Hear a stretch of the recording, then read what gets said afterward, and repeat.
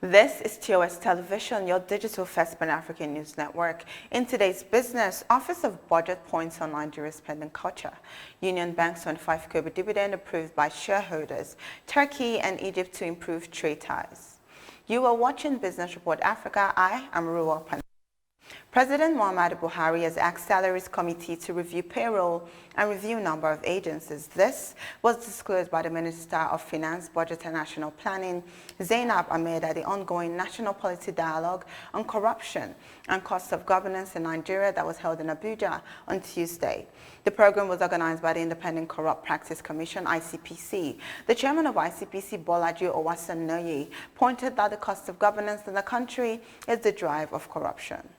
Director General of Budget Office, Ben Akaboeze, says Nigeria's current trend of spending more money on running the government than building new infrastructure is not sustainable. In an online presentation held yesterday, the DG stated that low revenue collection and high recurrent costs have resulted in actual capital, which is less than 2 trillion naira. Recall in November last year that Moody Investors Service had said that Africa's largest investor, Nigeria, needed about $3 trillion of spending over the next 30 years to close the infrastructure gap. In a statement put out by the Union Bank called Union Bank holds 52nd Annual General Meeting, it read that shareholders of the company have approved recommended dividend of 25 kobo per 50 kobo ordinary share for the 2020 financial period. This was made open at the Annual General Meeting of the bank. Now, pointing at the key achievements of the bank in 2020, the chairman, Mrs. Beatrice Bassi, said the lender continued to focus on digital innovation for high-quality service delivery across touchpoints. Today, May 5th, members of the World Trade Organization will assess progress made so far pertaining to talks on a proposal made by India and South Africa to waive patent rights on COVID-19 vaccines. The purpose of this is to ensure a boost in supply to developing countries, and this has dominated trade talks. The major idea is to cut back on rules of the World Trade Organization's trade-related aspects of intellectual property (TRIPS) agreement. And since decisions at the WTO are based on consensus, all 164 members need to give their consent. So far, emerging economies, Nobel laureates, campaign groups, and former world leaders have in the past 10 months pitted against richer and more developed countries where many pharmaceutical companies are based, but no progress has been made. WTO Director General Ngozi Okonjo-Iweala has urged vaccine makers to bring in new manufacturing capacity and be transparent on contracts and pricing. The Biden administration has been discouraged by 12 Republican lawmakers against supporting the TRIPS waiver proposal by South Africa and India before the World Trade Organization. The major argument being that innovation and production will be harmed if the United States gives up intellectual property rights, and this will in the long run lead to less people getting vaccinated. Now, headed by Congressmen Jim Jordan and Darrell Issa, the lawmakers explained that the waiver is extraordinarily broad and it stood in the way of accomplishing the goal of giving as many people as possible access to vaccines and treatment for COVID-19. They argue that it would be irresponsible to give away the technological leadership and competitive advantage points held by the United States at this time when its economy was vulnerable. This is your digital first Pan-African news network, TOS Television, and you are watching Business Report. Do stay tuned.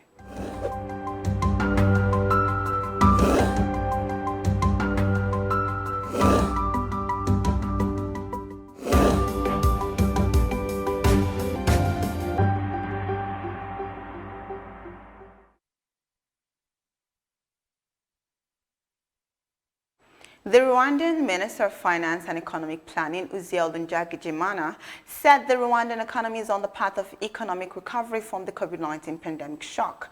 Their expectations of a 5.1% growth in 2021, 7% growth in 2022, and over 7.8% growth in 2023 and 2024. He made emphasis on the fact that Rwanda has made impressive progress in improving its investment climate and is keen on supporting both local and foreign investments. Rwanda's strategy of becoming an international financial center will be implemented.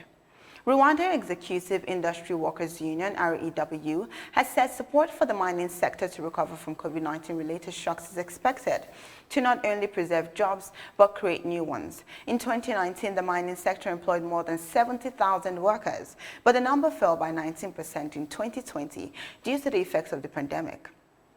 Another thing that affected the market was that industries in China and Europe scaled down operations.